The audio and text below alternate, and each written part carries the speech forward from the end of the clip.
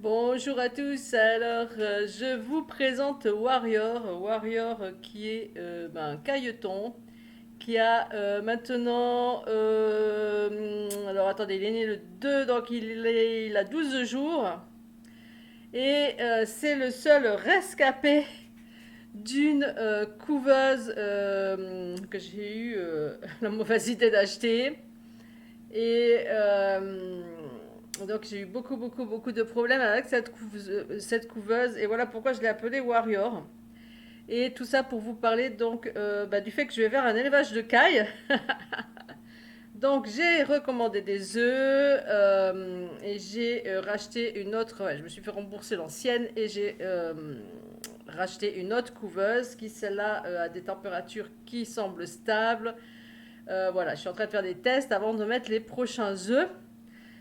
Donc il va y avoir 17, 18, 19, 20, 21, 22, 23 œufs donc, qui seront à couver. Et je vais vous tenir au courant. Pourquoi faire un élevage de cailles? Parce que les cailles peuvent vous produire des œufs pratiquement toute l'année, à condition donc qu'elles soient à une température supérieure à 15 degrés. Mais les cailles, ça tient vraiment pas beaucoup de place. Donc je vais vous montrer. Moi, j'ai mis un parc, voilà. Alors je sais pas si on voit bien, mais j'ai mis un parc qui est un parc à lapins. Donc là, il y a encore un petit bout que j'ai pas mis en fait parce que je lui agrandis au fur et à mesure. Voilà. Il y a un filet dessus parce que j'ai un chat. Et donc il a commencé ses premiers jours dans cette caisse en fait. Voilà. Là, j'ai fait une porte donc qui peut s'ouvrir, mais à l'époque donc elle était fermée. Ce que vous voyez là, peut-être soulever là comme ça. Voilà, ce que vous voyez là, c'est une lampe chauffante, voilà.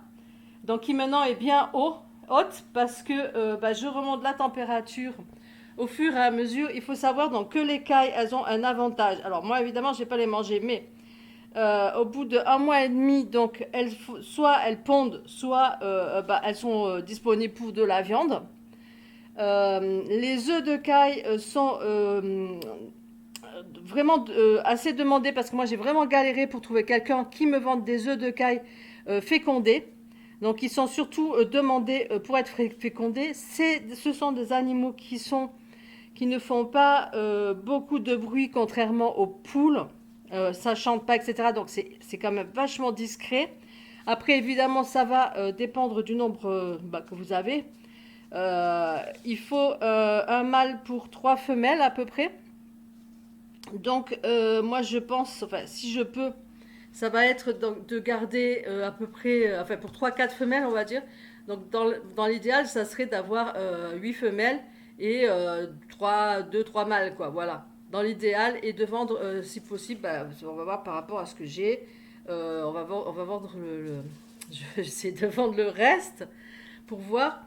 Mais dans le cadre donc de la survie, c'est vraiment des bêtes qu'on peut mettre. Donc, on peut très bien tenir ce chiffre-là que je vous ai donné euh, dans un parc, par exemple, sur le balcon, et ensuite rentrer dans une pièce, donc qui soit au-dessus de 15 l'hiver, de façon donc à avoir des œufs. Moi, ça va vraiment être pour ma consommation d'œufs, et donc pour vendre des œufs fécondés aussi. Et éventuellement, si je vends des cailles, principalement les mâles, pour la consommation, éventuellement, ça sera. Où il est ça sera. Comment dire? Ça sera vivant, évidemment, parce que moi, je ne vais pas tuer, je vais pas tuer les bestioles.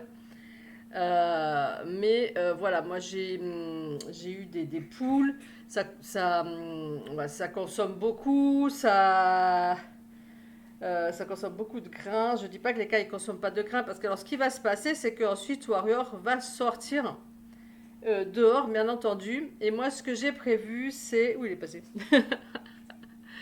C'est. Comment dire? Un tunnel, en fait. En fait, c'est un tunnel de culture que j'ai recouvert partiellement. En fait, il y a plusieurs ouvertures. En fait, il y a des ouvertures des deux côtés, voilà. Et il y a, je crois, il fait 3 mètres de long sur 50 de large. Et il y a, je vous le montrerai, là, c'est parce que j'ai pas prévu de sortir pour montrer ça.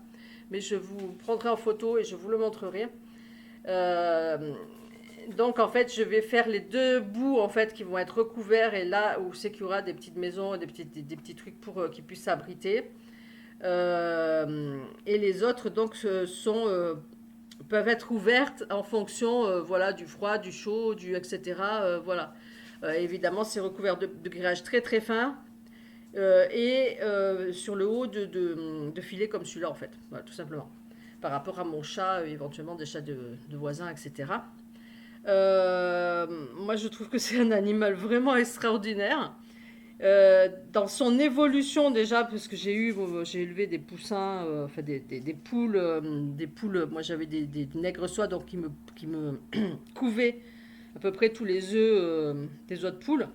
Donc, j'ai eu beaucoup de poussins dans ma vie, mais jamais aucun qui grossisse à cette allure-là, c'est-à-dire qu'en fait, d'un jour à l'autre, il n'a que 10 jours et il n'y a qu'à voir comment là, vraiment, il a l'air adulte, quoi. Euh, je le voyais il y a 2 jours, on aurait dit qu'il n'avait pas de plumes, mais d'un coup, je le vois, il commence à s'étirer ses ailes, et je me dis, mais il a des ailes, en fait, alors qu'avant, il avait des petits moignons, en fait, quoi. Et c'est absolument, j'ai l'impression qu'il grandit même sur pattes et tout, enfin, il grandit de jour en jour, quoi. C'est absolument dingue. Et enfin, moi, je trouve ça très attachant. Alors, peut-être parce que j'en ai qu'un aussi, évidemment. C'est un oiseau, donc il se laisse pas vraiment tellement approcher hein, quand même. Mais je vois que voilà, là, il a l'instinct de gratter comme une poule. Enfin, je lui ai amené déjà des insectes, notamment des fourmis. Il se jette dessus comme pas possible. Même quand il était tout petit. Ben, il n'est pas bien grand hein, sur ce. Mais voilà. Donc, écoutez, je vais vous raconter un petit peu au fur et à mesure cet élevage de cailles et vous raconter un petit peu mon expérience. Donc, je vais vous mettre en photo la fameuse couveuse qu'il faut surtout pas acheter. Bon, ben, j'avoue que